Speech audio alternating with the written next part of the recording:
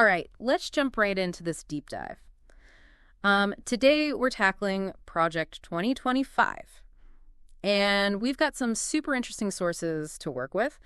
Mainly, we'll be focusing on this in-depth Wikipedia breakdown, but we've also got some points from a Times piece that kind of sets the stage. Yeah, the Times article really frames it in a captivating way. For sure. So just to give everyone the quick rundown, Project 2025 is a plan that's been put together by the Heritage Foundation. Which, as many know, is a pretty prominent conservative think tank. Exactly. And what's gotten people buzzing about this is that it's basically being considered as a potential roadmap if a certain U.S. president were to get a second term. Right, though the Times does mention he's been trying to publicly distance himself from it. Publicly distancing, yeah. It is interesting. It is interesting for sure. But when you really start digging into the Wikipedia entry on Project 2025... What really jumps out at you is just how detailed it is.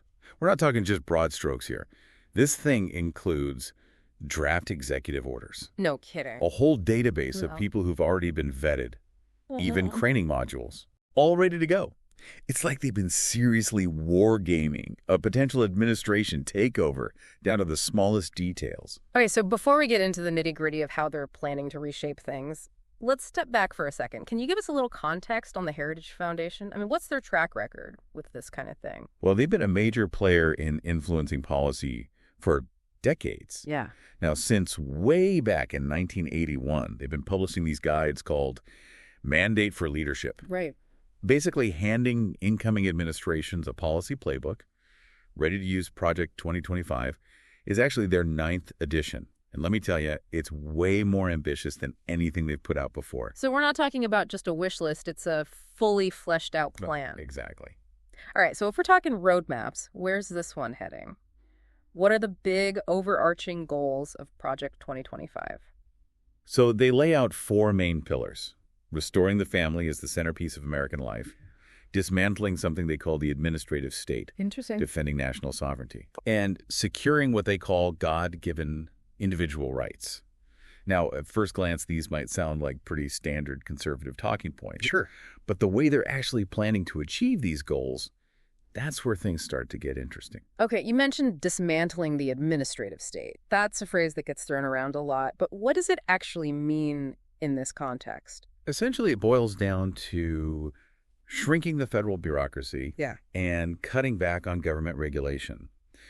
Project 2025 basically sees the administrative state as this sprawling, out-of-control behemoth that's encroaching on individual liberty and free markets. I see. So their goal is to streamline agencies, consolidate power, and put more control back in the hands of those who are elected. Okay, so less big government, more power to the people. Yeah. But how does that actually play out when you get into the specifics? I mean, we're talking about dismantling entire departments. Right? Absolutely. And that's where things start to get a little controversial. For instance, they propose completely dismantling the Department of Homeland Security.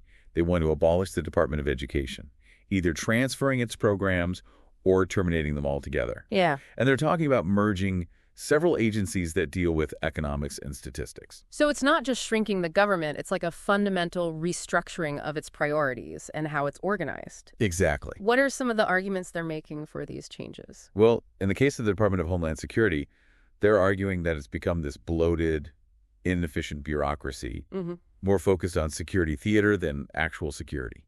They believe that its functions could be handled better by agencies that already exist. Okay. Or by creating new, more targeted agencies. And what about the Department of Education? Why abolish that one? Their take on that is that the federal government's involvement in education has gone too far. Right. They argue that education policy should be primarily handled at the state and local levels, and that getting rid of the Department of Education would give parents and communities more control over their kids' education. Makes sense. They also say the department has gotten way too focused on standardized testing and bureaucratic mandates, that it's actually stifling innovation and choice in education. Interesting. So a major shift in power from the federal government back to states and local communities. That's a pretty radical change. I'm sure it'll generate some debate. Oh, absolutely. And this whole idea of decentralization, it's a recurring theme throughout Project 2025. Really? It's not just about a smaller government. It's about shifting where that power resides and returning it to what they see as its rightful place. It's starting to sound like a pretty sweeping vision for reshaping America. But Yeah. before we go any further, we need to take a closer look at how they actually plan on wielding this power. One of the things that's really caught people's attention and maybe made them a little nervous is Project 2025's focus on concentrating power in the executive branch. Let's break that down a bit. Sure. So this is where their reliance on something called the unitary executive theory comes in. Okay. Now, this theory basically argues that the president has ultimate authority over the executive branch. Right, yeah. And shouldn't be constrained by Congress or the courts. So a vision of a much stronger presidency with fewer checks and balances. Precisely. That sounds like it could have some pretty significant consequences for how our country is governed. Absolutely. And that's why this particular aspect of Project 2025 has stirred up so much controversy. Critics are worried it could undermine the separation of powers and potentially lead to an abuse of power by the executive branch. And one of the concrete ways they're proposing to achieve this concentration of power is through personnel changes, right? That's right. Like this whole idea of reclassifying civil servants as political appointees. Exactly. They want to reclassify tens of thousands of civil service jobs. Wow. Essentially making them at-will employees who could be hired or fired based solely on their loyalty to the president. So loyalty over expertise. That's the concern, yeah. It gives the administration immense power to reshape the entire federal workforce and make sure it aligns with their ideological agenda. So potentially sidelining expertise and dissent in favor of political loyalty? That seems, I don't know, a little risky. That's exactly what critics are saying. They're worried this would politicize the civil service, undermine the rule of law, and ultimately lead to a government that's less effective and less accountable. And it's not just hiring and firing. They also want to bring back something called Schedule F, right? Didn't that make it a lot easier to fire federal employees? Yes. Schedule F was actually an executive order put in place during the previous administration and aimed at making it easier to fire those in federal jobs by making them what are called at-will employees, basically taking away many of the protections they currently have. Project 2025 is advocating for its return. So massive personnel changes, potentially sidelining expertise and dissent, and a much stronger executive branch. It's starting to paint a picture of a very different America. But we're not done yet.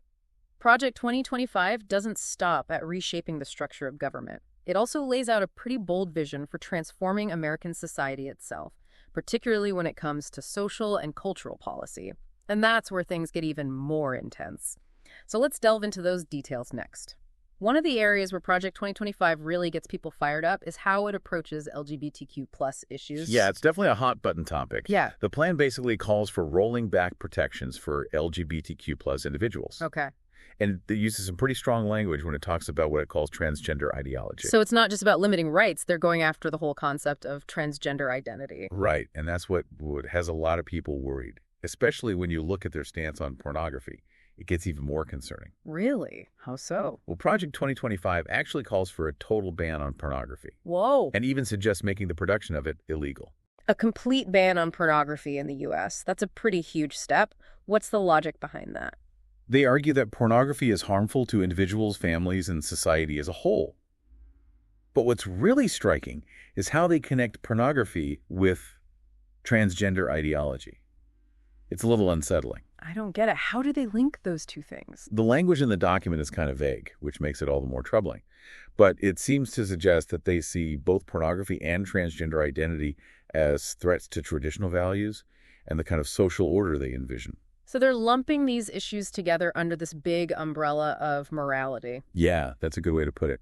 And it ties back into their emphasis on restoring the family, which basically means promoting traditional family structures. Right. This raises concerns that they might try to restrict access to things like abortion or contraception, even end-of-life care. So potentially massive changes to social policy. What are the arguments they're making to support these changes? They say that these measures are necessary to protect children, strengthen families, and uphold those traditional moral values. Okay. They see the decline in traditional family structures and the rise in what they consider to be harmful ideologies as threats to, like, the very fabric of American society. It's clear that Project 2025 has a very specific idea of what American society should look like. And it's an idea that many would find pretty disturbing.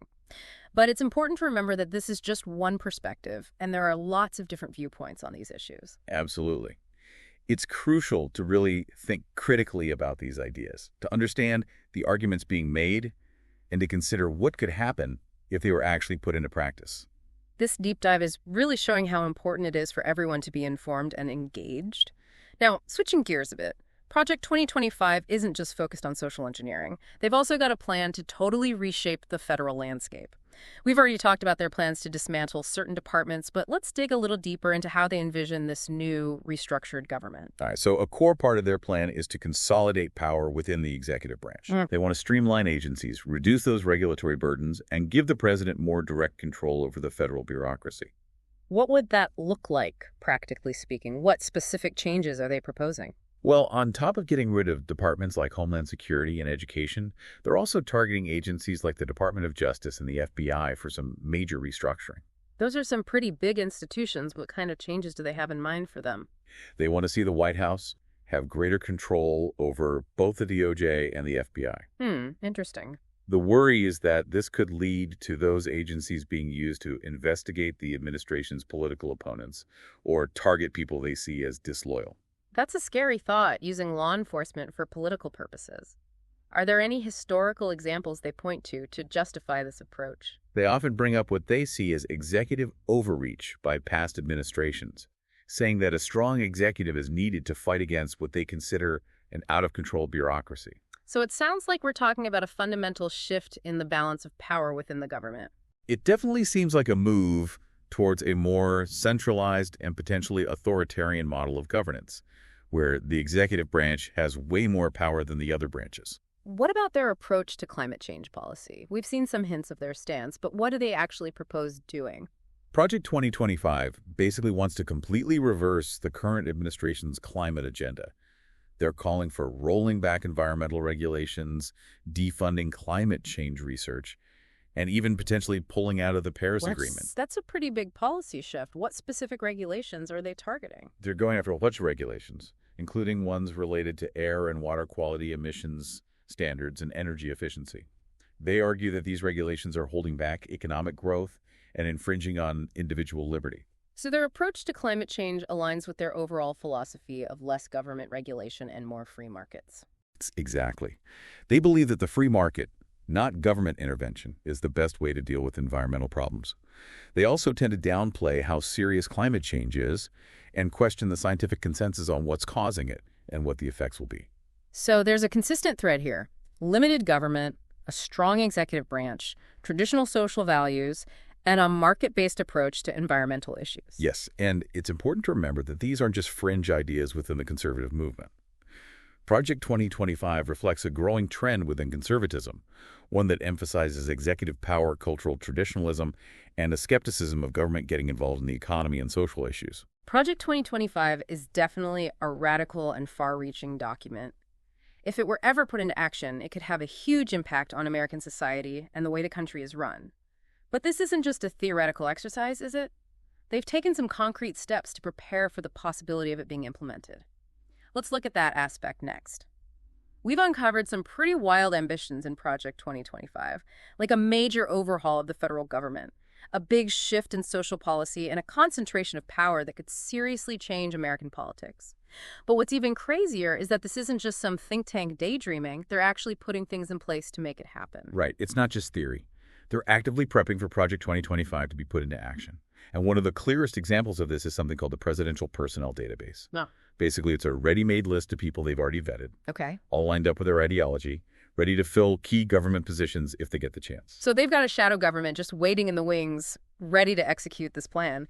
That's kind of impressive, but also kind of scary. It definitely makes you wonder about the influence think tanks have on setting political agendas. Right. We're not talking about dusty old policy papers here. This is about actively building a network of people who are ready to put a very specific ideological vision into practice. And even though the candidate has said publicly that he wants nothing to do with Project 2025, we know that several people involved in creating it were nominated for positions in his administration when he was reelected. Exactly. So whether he's directly behind it or not, the influence of this plan is undeniable. For sure. So as we're wrapping up this deep dive, what are some key takeaways for our listeners? Why should people care about Project 2025 even if they don't agree with its ideology? Well, first of all, it's a good reminder that ideas have power. Think tanks like the Heritage Foundation have a huge influence on shaping political conversations and the decisions that get made. Whether Project 2025 is ever fully put into action or not, the ideas it represents are already out there, and affecting debates on all sorts of issues. It's like a call to action to really engage with these ideas, to understand the arguments being made and think about what could happen if they were actually implemented. Exactly. And it also shows just how divided we are as a country. Project 2025 presents a vision of America that's completely opposite to what many other people believe.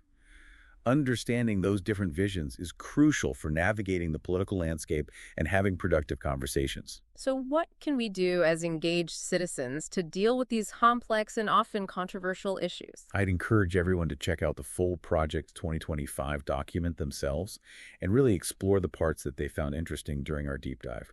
Read it critically, engage with the arguments, and come to your own conclusions. Knowledge is power, especially when it comes to understanding our political system. We've covered a lot today, from dismantling government agencies to reshaping social policy. But this is really just the start of the conversation. It's up to each of us to keep exploring these issues, to talk about them in an informed way, and to ultimately create the future we want to see. And no matter what your political beliefs are, it's so important to stay informed, to think critically, and to actively participate in shaping the direction of our country. Well said. That wraps up our deep dive into Project 2025. We hope you found it insightful and thought-provoking. Until next time, keep those minds curious and those conversations going.